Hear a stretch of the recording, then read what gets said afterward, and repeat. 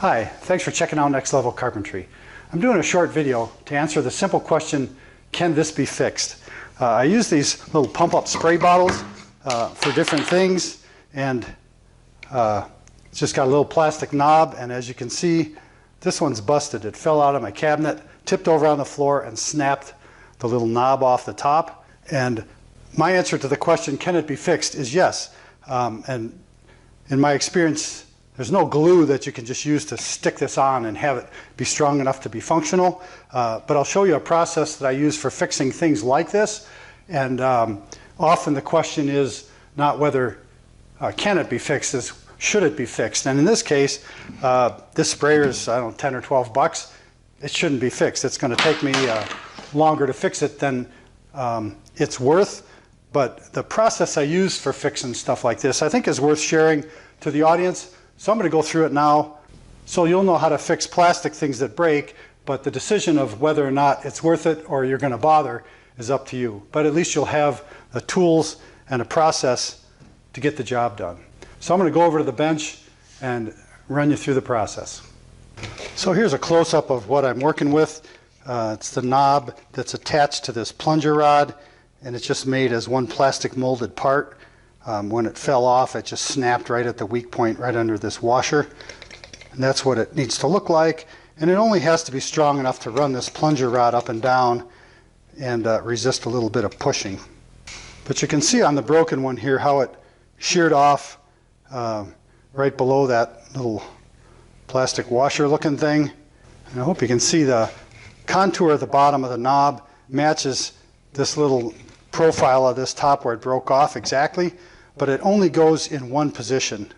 This is kind of tricky with the camera, but I don't know if you can see this. There's a little rib on the bottom the way this broke off, and there's a corresponding little dent in the top of this shaft.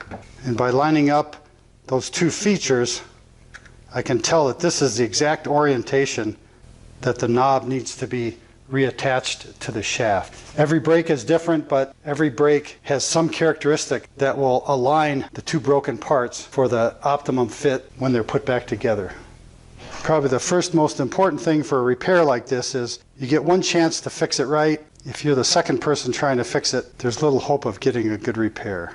And somehow I want to index the part for the proper orientation when I put it back together. If this part was white, I could just use a Sharpie marker to line it up, but as it is, I just put a piece of tape on both parts, and then I'll use a Sharpie marker to make an alignment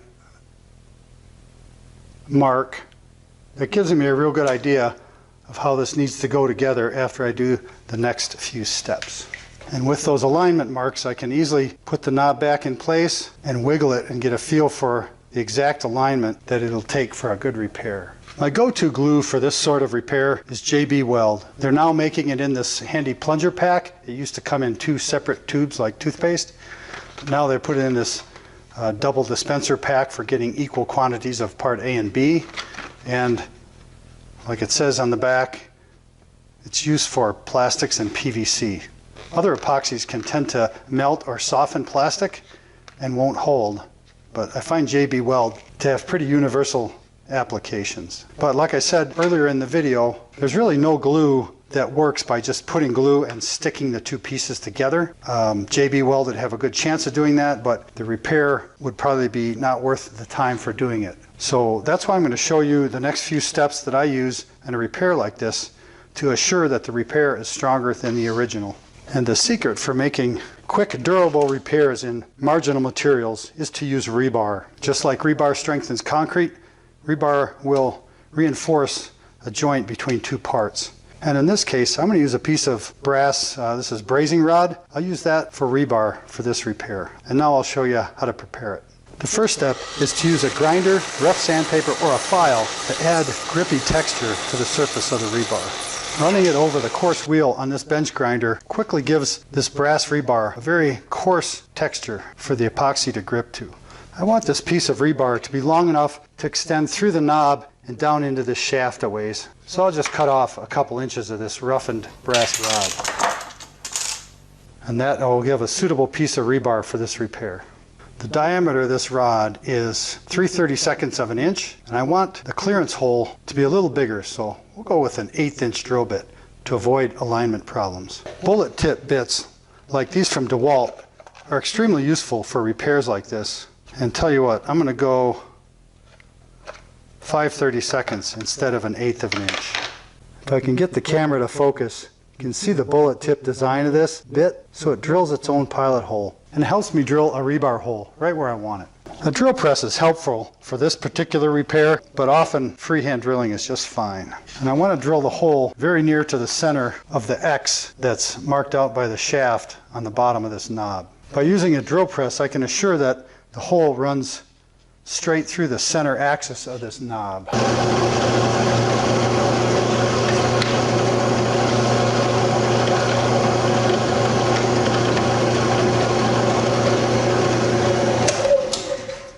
So now I've got a hole running true through the center of the knob, and even if it's a little off center, it's still going to work fine, and you'll see why. I hope you can see this okay. I put a clamp on the shaft to keep it from going down and kind of stabilize it, and I chucked this same bit in my Makita drill. And now the crucial step is to line the knob up right where it goes using those alignment arrows and going by feel till the knob drops right where it needs to fit. Now I'll use the hole in this knob to guide the bit down into the shaft. The plastic likes to heat up, but you can see the hole is slightly off center on the shaft like it was on the knob. But as long as the hole lines up and it's within that plunger shaft, it's going to work great.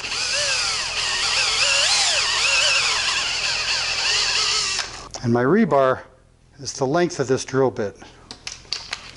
So I'll pull the bit out a little bit to make sure the hole is deep enough to hold the rebar. I'm going to go a little more. I think that'll do.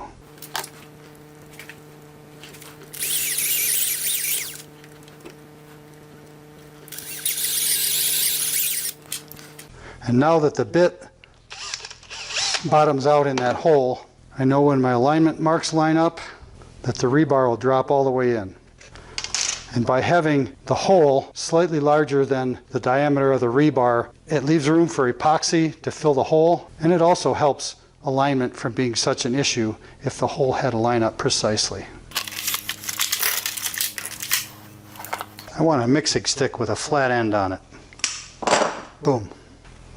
JB Weld puts a little mixing tray on here, which is kind of cute, but I'm going to use a scrap of wood with sharp corners for a mixing pallet instead. This repair won't take very much material, but I'll generally overmix rather than under. And just wear rubber gloves for this operation if you're squeamish about the glue. As it is, I just give this a mix until it's a consistent gray in color. This is where the sharp corners on the wood block help for mixing, but this little popsicle stick leaves something to be desired as a mixer. So I'll switch to a trusty putty knife. That's going to do. And this is a fresh batch of JB Weld. As you can see, it's a very creamy consistency. When this stuff sits around for a while, it tends to get thick and pasty. Nevertheless, I'll push this over to the edge of the block,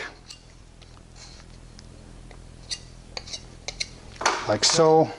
Then I just want to roll this piece of rebar in there to give it a good coat of epoxy, and I want to prime the hole down in this plunger. And it's important to get the epoxy all the way down there. There's going to be an air bubble in there that makes it difficult, just keeps wanting to push air out of there. So I just kind of work it until I'm convinced that that hole has got epoxy all the way down, pretty much like that. And I'll do the same thing with the knob to make sure the hole is primed all the way through. This is where those rubber gloves would be paying off. Once I've got everything all primed to satisfaction, I'll realign the alignment marks and wiggle this until I can feel that it indexes in the right position. There it is, the sweet spot, and then push the rebar home.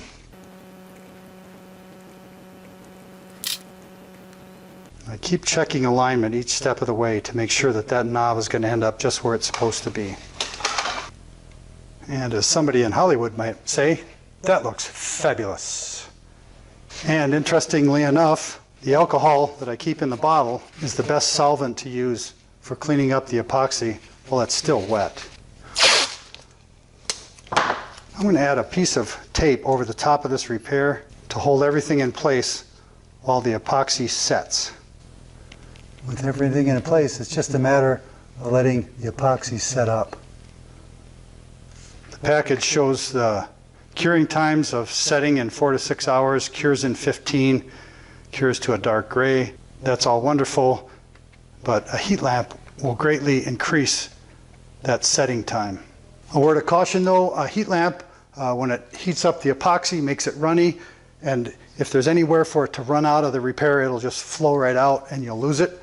In this repair, everything is contained. It's not going to run out anywhere, so I can use a heat lamp to accelerate it. Sometimes I have to tip the project so that the epoxy is pooled or puddled, so it just forms a puddle, whereas heating this a project like that upside down, the epoxy will just run out. So a heat lamp is great to accelerate it, as long as it doesn't cause the epoxy to run out of the repair.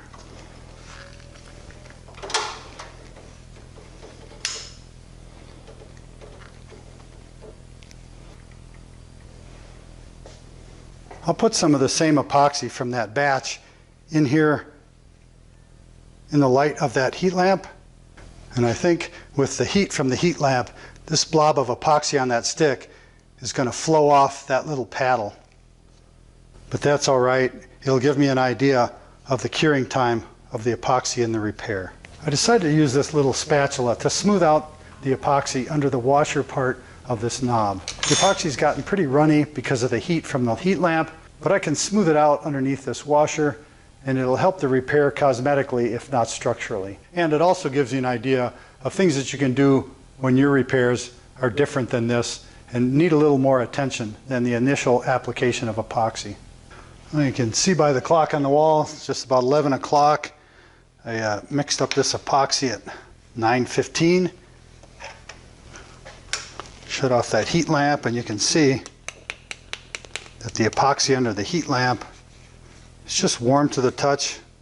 Yeah, and it's as hard as a rock in an hour and 45 minutes, while the rest of the stuff on the mixing board is still all gooey. So you can see the difference the heat makes. I could have just as easily left this overnight and not sweated the heat lamp, but for the sake of the video, I wanted to fast track it to show you what's possible. Take off the clamp. This epoxy is still not as rock hard as JB Weld gets. It'll be that dry by morning, but it's plenty strong to demonstrate the effect of this repair. I don't need these alignment marks anymore. You can see the heat from the heat lamp softened up the glue on the back of the tape. But that's a good repair. There's a little bit misalignment of the knob. I didn't get this trued up as perfectly as it could have been. You can see it wobbles a little bit there, but it'll be more than good for using this. It also kind of demonstrates if the repair is more critical, I would have made some sort of an alignment fixture to get the axis trued up better. As it was, I just stuck that tape on there and didn't pay enough attention to the alignment.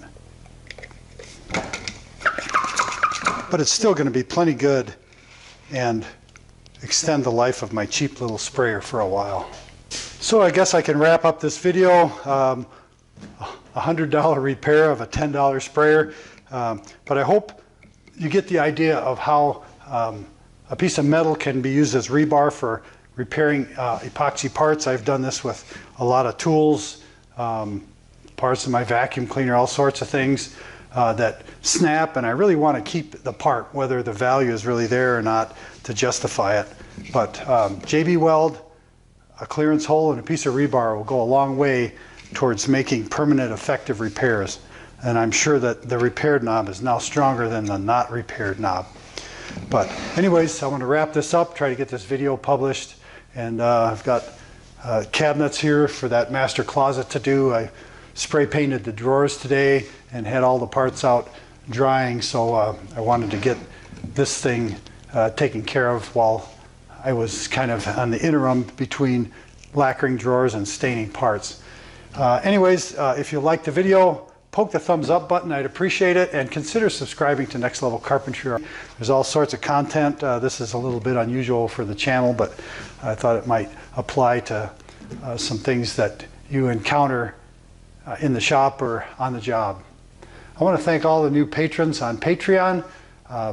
They're really helping support the video production effort here at the channel. There's a growing list, and I appreciate each and every one of you for going above and beyond to support the channel. T-shirt sales at Teespring have been robust since these new ones came out, and you can see these in the link right below this video.